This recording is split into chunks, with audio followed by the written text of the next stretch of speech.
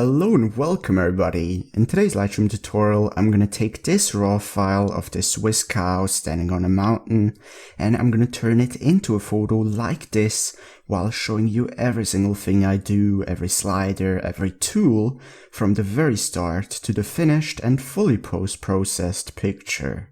Want to build your own professional photography portfolio? Get a crazy 25% off any SmugMug subscription only until May 9th. Check out the link in the video description to learn more.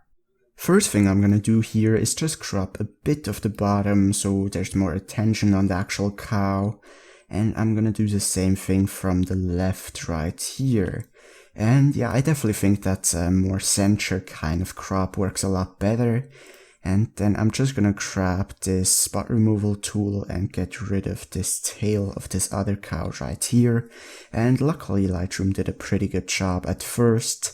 So then let's go into the actual editing, and first of all I'm just gonna bring down the highlights, and that is so it recovers a lot of the detail in the clouds. As you can see from before to after, it's already quite a bit of a difference, but I'm gonna go even more in depth about them so I can really bring out even more details in the clouds in a bit. But for now I think I'm gonna bring up the shadows just a little bit. So there's the foreground is a bit more interesting, a bit brighter, and I'm also gonna bring up the whites while holding down the Alt key. It's very important that you do that so you make sure that you don't clip anything, because you definitely don't want your picture to look something like this. So just holding down the Alt key and stopping right before anything clips. And I'm also gonna bring down the blacks. Now, a trick that I use sometimes here is also to hold down the Alt key and just go with the blacks a little bit into the clipping, because oftentimes it works like that. And clipped blacks are not nearly as distracting as clipped whites. But in this particular case, I think it's almost a bit too much. So I'm just gonna go by eye and not really by controls here, and just go to around, I think 25 works quite well here. So then let's just quickly see from before and after. It's a little bit more detail in the clouds, a bit more punchy, but of course there's a lot more to be done.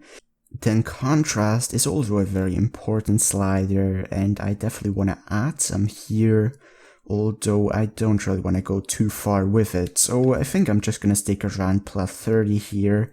Really gives a nice sense of pop while not overdoing the picture.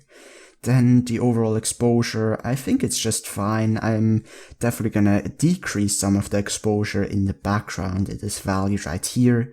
But as of yet, I think in terms of the overall exposure, especially in terms of the foreground, it's just fine how it is.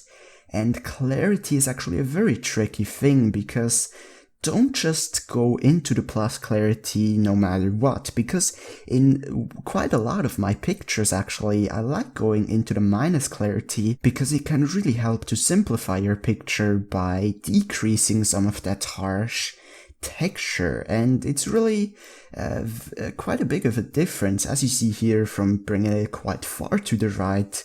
This foreground just becomes a mess, and by bringing it into the minus clarity, obviously way too much here, but it just makes everything a lot more clean and a lot less distracting. But that said, here I think for the overall picture I'm just gonna go around plus 15, and then right away grab an adjustment brush and go a little bit into the minus clarity for the foreground, just so there's not too much attention on that. And it's a small difference, but it definitely does help here. So then let me just finish up with the basics adjustments before we deal with the sky. And the vibrance, I mean, this is a raw file, so I might want to add a little bit of vibrance, but you know, I don't want to overdo it, otherwise it is very easy to make it look overdone and very unnatural. So I'm just gonna go around plus 15 here, and yeah, I think that actually does the job. And the last thing we would have in the basic adjustments would be the color temperature and tint.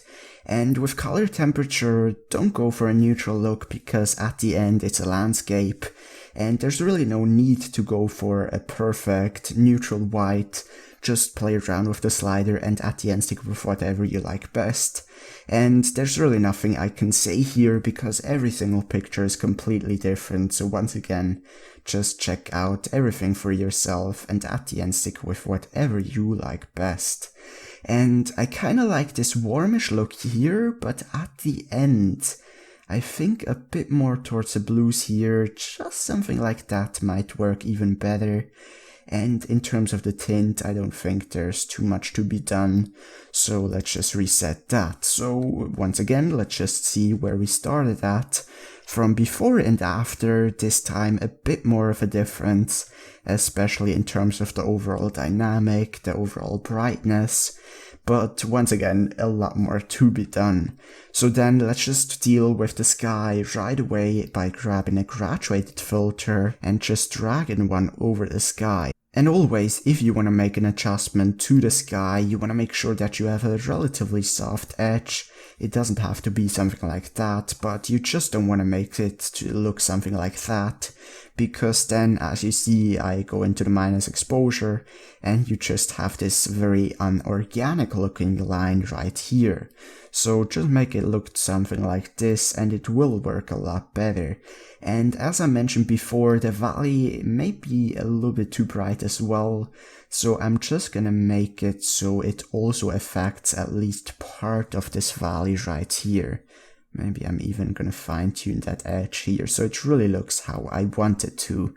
And in terms of the sky, skies can be very difficult and there's really a lot of things that you can do. Generally speaking, for my pictures, I always tend to shoot a bit brighter than what would look perfect because it's always easy to just decrease the exposure even if it is just in certain parts.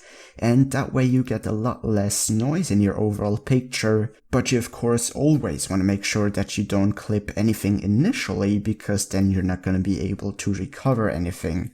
But here, as you see, the sky is just a little bit too bright, so I'm going to bring down the exposure here. And I'm also going to add some contrast to just bring out all of these textures of these clouds even more. And maybe even add, maybe not. I don't think clarity works that well here. So I'm just gonna leave that at 0, but pretty much exposure, contrast, and clarity are the 3 main sliders that you wanna use if you're editing or if you're adjusting your sky. And the thing that I found is that if you have a very structured sky, maybe there are storm clouds, or even if it's just a sky like this, by going into the plus contrast as well as into the plus clarity, you can really help to bring out all of that texture even more, and I think it works quite a lot of the times there. But on the other hand, if you have a very soft picture, maybe a winter photo where everything is very soft, a lot of snow, or you have a sunset picture with very soft lighting, then going into the opposite and going into the minus contrast and clarity can really help your overall picture and your overall mood. But once again, this photo right here, I think that's definitely one that could benefit of plus contrast. So I'm gonna leave it at around plus 40. And in terms of the exposure, just go with whatever you like best, just don't go too far. And I think around minus half a stop works pretty well here. Then there's a lot more that you can do to the sky. You could add dodge and burning, which is something I'm going to cover in a bit. And you can also go down to the tonal curve. By the way, this is once again the global adjustment, so it does not only affect the sky but the overall picture. But what you have down here in the tonal curve is first of all the highlight slider, and I think that is the most important slider down here, and I really love to bring that one to the right.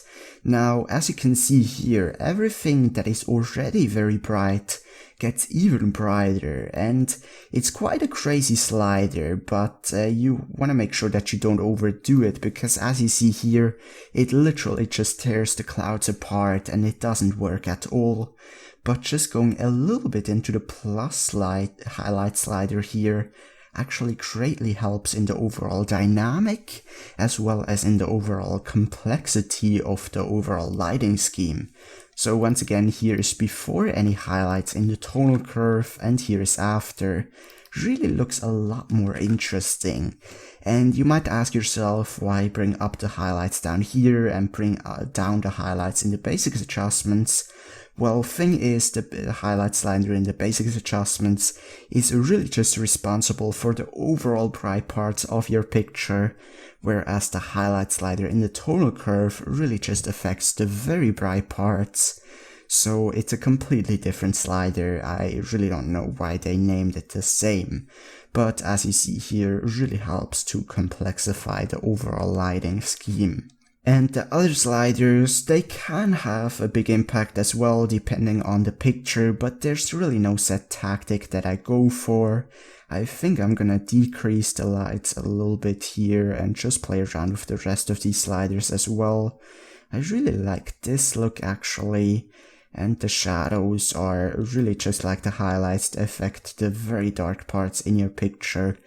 So you can also play around with these, and at the end I think something around these settings, which you see aren't too much, just around -16, -11, really not too big of a difference, but it helps a little bit. And once again, the main slider that you have here is definitely the highlights. So here is before any tonal curve adjustments, and here's after. It definitely adds a bit more of a punch into the picture, as well as a lot more dynamic in the clouds.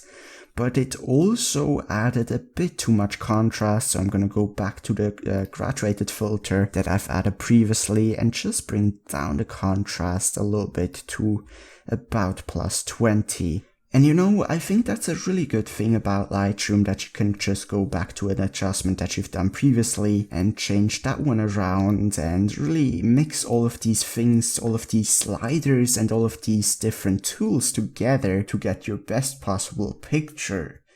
So the third global adjustment that we would have would be the HSL tool, and honestly, I don't even use this tool a lot at all, because the difference that it does make is so small that it's almost not worth the time.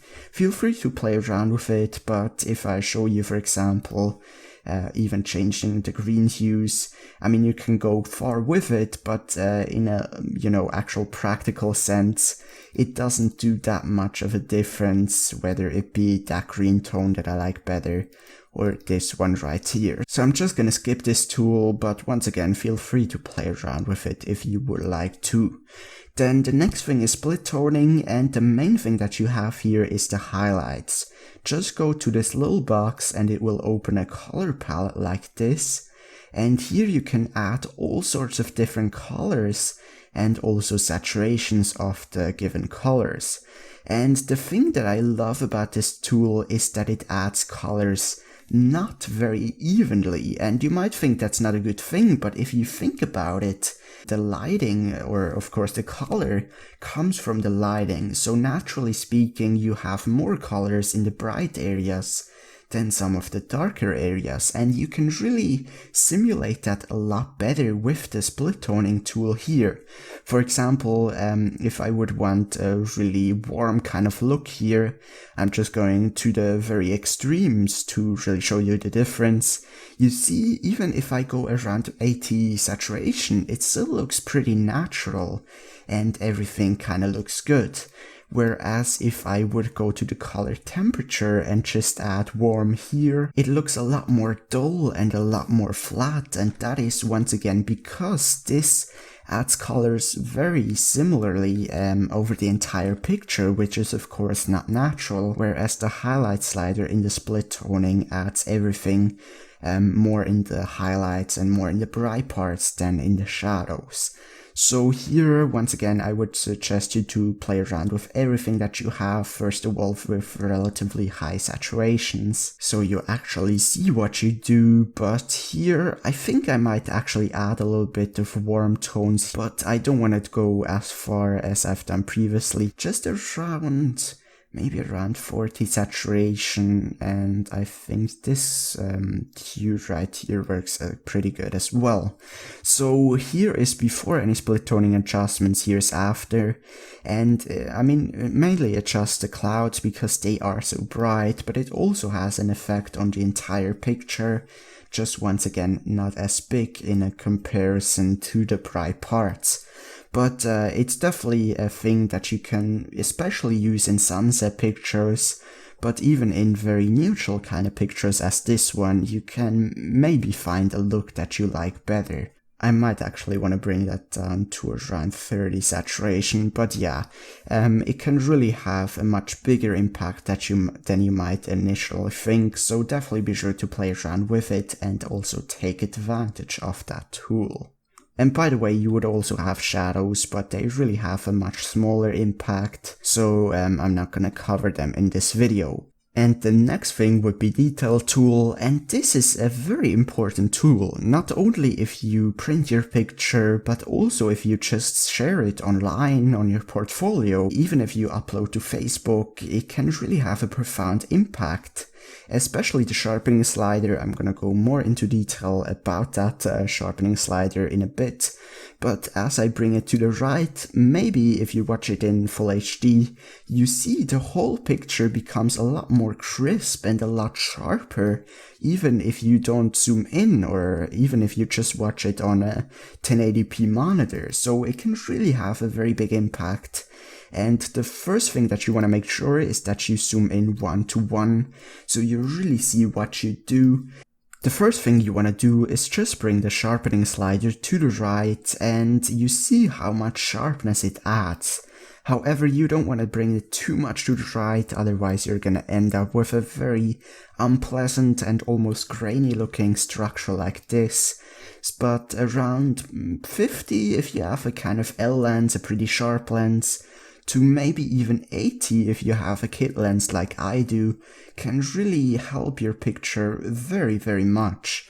And once again, if I zoom out here, even if I just reset it here and show you the 80 sharpness, it really changes the overall sharpening by quite a bit. And generally speaking, the smaller you want to display your picture, the more sharpening you want to add. So for printing, this is kind of my rule, you know, anywhere from 50 to 80 sharpness. But if you really just want to export your picture to Facebook where you're displaying it on a very small size, then you might even want to go all the way to 150, because nobody's even gonna have the ability to zoom in and see all of that weird noise and structure here. But generally speaking, anywhere from 50 to 80, depending on the picture and also depending on the lens. But once you've added sharpness, it's very important that you zoom out again and bring the masking slider to the right while holding down the Alt key. And this will give you a sharpening mask with everything that is white representing the areas where it's gonna be sharpened, and everything that is black is not going to be sharpened. So you just want to bring that to the right and make sure that you don't have very large areas of non-textured surfaces selected. Might seem a little bit complicated at first, but pretty much you don't want to add sharpening to, for example, the sky or smooth long exposure water, because there, of course, there's nothing to be sharpened, so you're just going to add noise there, and you just want to bring that slider to the right. It doesn't have to be perfect, because then you might not sharpen enough of the foreground or enough of the actual things that you want to be sharpened, but just don't make it look something like that. And, you know, something like this should just work fine, so I'm just gonna leave it there.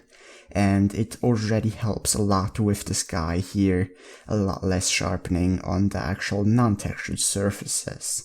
So then noise reduction would be the next thing, and It's a good tool to have, but I would really not suggest you to use it unless you absolutely have to.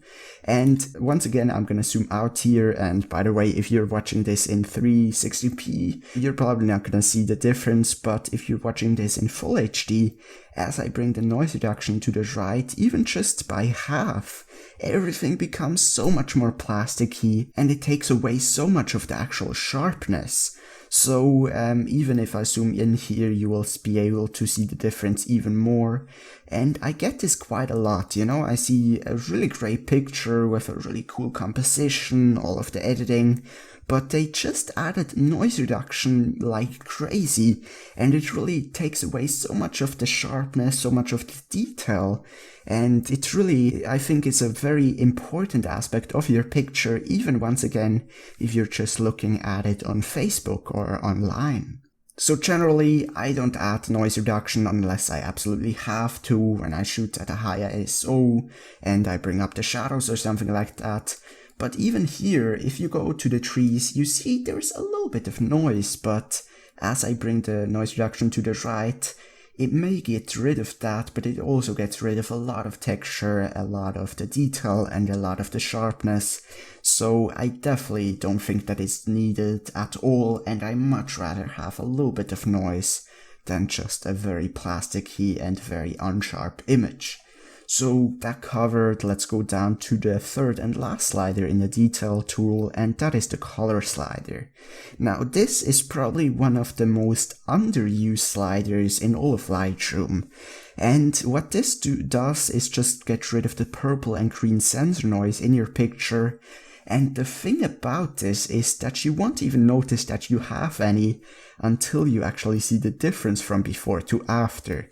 So as I bring the slider to the right, once again, I'm not sure how well this is gonna be able to see this on video, but it makes your whole picture a lot cleaner, especially in the colorful areas, such as this meadow right here. From the default to the right, it really gets rid of all of the sensor noise, and it makes your whole color scheme a lot more smooth, a lot better.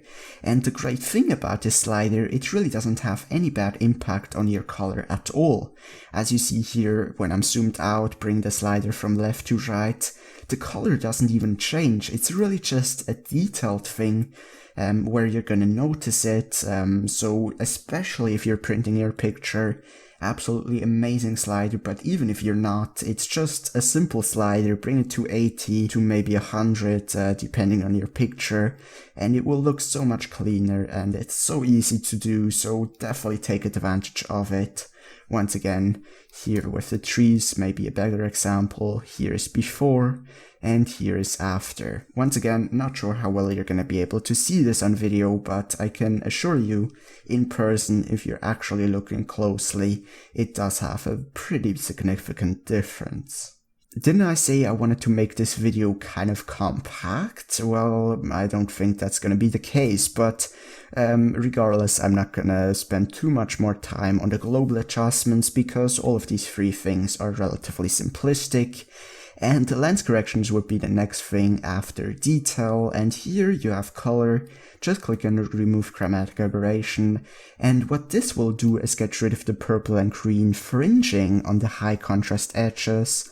So let's just see, here you see on the hill we have this kind of greenish line, and as I click on remove chromatic aberration, it just gets rid of it. So absolutely great thing, just click on it, and that's pretty much all there is to it. Then the next thing is profile, and here you can enable profile corrections, and I would highly suggest you to do that. And then select your lens, in this case the Canon 18-55 kit lens. And what this will do is get rid of the vignetting as well as of the distortion. And if I show you from before to after, it's kind of a fisheye effect. From before and after, it really looks a lot better. And distortion is definitely the main thing that you want to use this ability for. So once again, from before to after. And we're already done with the lens corrections, so it's going a little bit faster. And let's go down to the effects tools. And here you can add vignetting, and vignetting can really benefit your picture because it makes you look more towards the center, keep your eye more in the image, and it can also greatly help with the overall mood, especially if you have, for example, a black and white picture or an overall pretty dark and gloomy kind of look. So in any case, I would at least suggest you to try out vignetting in your picture, and here I think I'm even gonna add some vignetting, even if it's not gonna be, you know, a ton like this. Just a little bit really helps to give, once again, more attention on the actual center, and I think it definitely complements the picture. You have a bunch of sliders here, but pretty much the only two things that you want to worry about is the midpoint, and you can bring that either more towards the center or more towards the edge. And if I go here into the extremes, you see it just makes the whole vignetting, whether you want more of it or less, in the midpoint kind of way. So I'm just gonna go back to around -15, I think I was, and bring the midpoint maybe a little bit more towards the center. And the other thing is feather, and here I would also suggest you to maybe add a little bit plus feather, because that makes everything a bit smoother, the whole vignetting.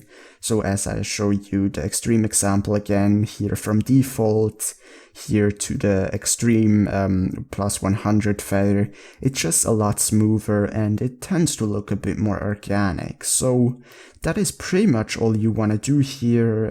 You would also have grain, although I have personally never found a use for grain. And if you want to see what it does, it just adds grain, makes your picture look terrible. Maybe if you want to go for a film look, but other than that, just leave that out.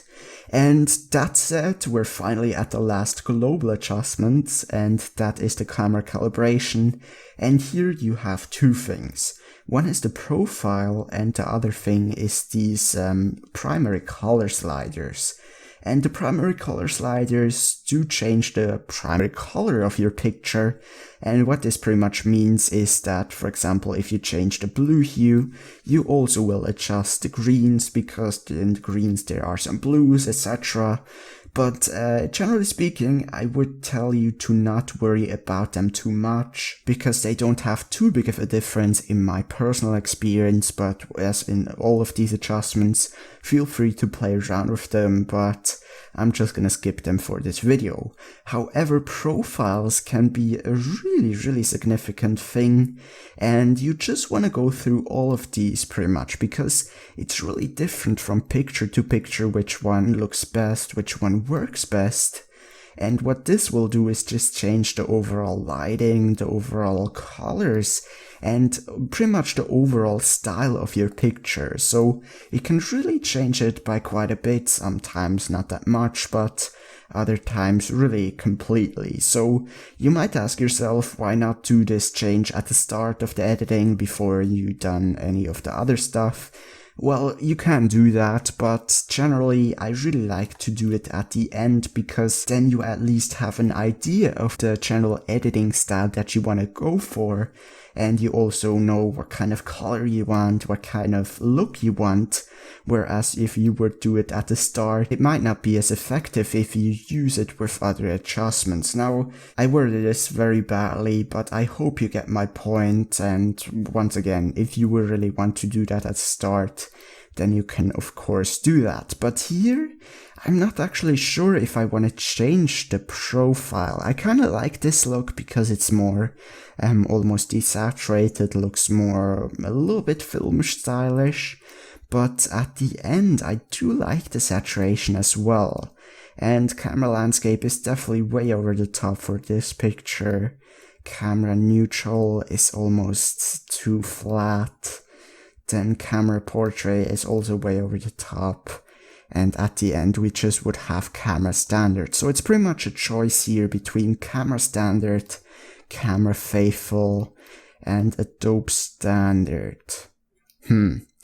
I think camera standard looks good, camera faithful also looks good, but at the end I think I just like the Adobe standard the best here. And this really isn't a great example because I'm just leaving this at default here, but I can assure you in some of my other pictures it has really changed the picture and the overall style, the overall look completely. So definitely be sure to check out all of these different profiles and at the end stick with whatever you like best. Yeah, I think at the end I'm still gonna stick at the Adobe standard. So then we are finally done with the global adjustments, and I think I'm about half an hour in, maybe even more. But if we're even not done yet, there are still some local adjustments. And the local adjustments are actually where you can really customize your picture, where you can really do the fine adjustments and make your picture truly unique. So the three things you have here is the graduated filter, the radial filter, and the adjustment brush.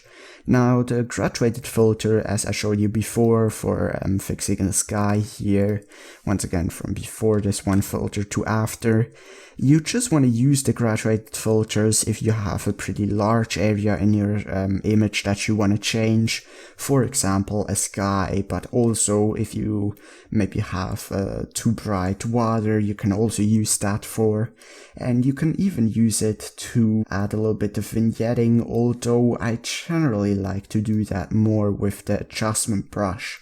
But there are two things that probably not many people use this tool for that I think are really valuable though. And number one is to close out the picture by adding negative exposure on the bottom of your photo. And that can really, sometimes it works, sometimes it doesn't, but I think it actually works here. And what this does is just once again close out your picture, so that you have less attention on that actual part, and it can really change your picture a little bit, make it a bit more refined. And once again, it depends from picture to picture whether it works or not, but I think just a little bit here actually works a little bit better than just without. So you really have a nice graduation from the foreground being very dark to the midground already being brighter. But this is definitely not the best picture to showcase this on, because it can have a much bigger effect in some other pictures. And another thing that I love to use this slider for is to add one over the part, or pretty much the half of the picture where it's already pretty bright. So generally where the light is coming from, for example the sky here, and just add a little bit of plus exposure around 0.10. It really doesn't have to be much. And then add another one in pretty much parallel over the other side of the picture, and this time go a little bit into the minus exposure. And you really can, do that more in some pictures than in others, but overall it does help your overall complexity. And if I show you from before these two filters to after, it does have a little bit of a difference. Even though it's not too much, it definitely does refine the picture a little bit. And at the end, local adjustments, that's what these are for, to really refine your picture. And then the next thing you have is the adjustment brush. I don't use this tool too much, just whenever I want to do a large adjustment of a large area, and also sometimes to add a little bit of vignetting on the corners. And I might actually do that here, just on the bottom and a little bit towards the left. But other than that, I don't really have too much of use for the adjustment brush. And then finally, the third and last tool you have in your local adjustments is the radial filter. And what this allows you to do is to add dodge and burning. Dodge and burning is making individual parts of your picture darker and brighter, and I've made a complete tutorial about this. The link will be somewhere in the description of this video. But by adding dodge and burning, you can really refine your picture and complexify your lighting scheme by so much. So in this case, I'm just gonna show you relatively quickly because once again, This is not a full tutorial about dodge and burning, but generally speaking, you just want to add a radial filter and make sure that your feathers to 100, that you invert the mask, and then either add plus or minus exposure. You can also mix these with color sometimes, with clarity, contrast, but I think I'm just gonna keep it relatively simple here and just stick with exposure. So first of all, I'm just gonna add some plus exposure. And what you want to do, actually, before you want to add any filters, just look at the scene and look where there could be some exposure needed to make stuff more interesting, to complexify things. So for example, the entire foreground is pretty even and not very interesting. So by just adding a plus exposure radial filter here, then right click duplicating and drag in the duplicate on another spot. Maybe adjust the value a little bit here, and also turn around the filter, right click duplicate, add it here, and just go on with that. It can really make everything a little bit more interesting, and you can really even zoom in 1:1 and just add very small radial filters. So really just try out everything you want, but I'm gonna keep it relatively quick and simple. But even here, as I've added a few radial filters in just the plus exposure, you see from before to after, it's just a lot more interesting, and I think dodge and burning is definitely one of the main parts you can do to enhance your picture. So I'm also gonna add maybe some more over this valley. I don't think I'm gonna add too many because I don't want to make this video super long, and I've already done a separate tutorial on dodge and burning. And another one right here maybe. Yeah, make just this part a bit brighter. And you can really change up everything, make smaller filters, make bigger ones. But in terms of the plus exposure, I think I'm not gonna do too much here, and that is pretty much it. I'm still gonna add negative exposure, but let's first of all see from before to after, just a little bit more interesting. And by adding some negative exposure filters in between the plus ones, you can really make this effect even stronger and make everything even more interesting, more diverse. And yeah, so let's just add another one here, right click duplicate, and add another one right there. I don't think this picture really has too many opportunities for dodge and burning. There are really a lot of pictures that have a much bigger, I guess, benefit from dodge and burning, but nevertheless, it still will have quite a bit of a difference if you see the before to after. So that said, I think let's take a final glimpse to finally decide whether I'm done or not. And I think, well, might as well just fix the exposure on this roof right here with a minus exposure radial filter.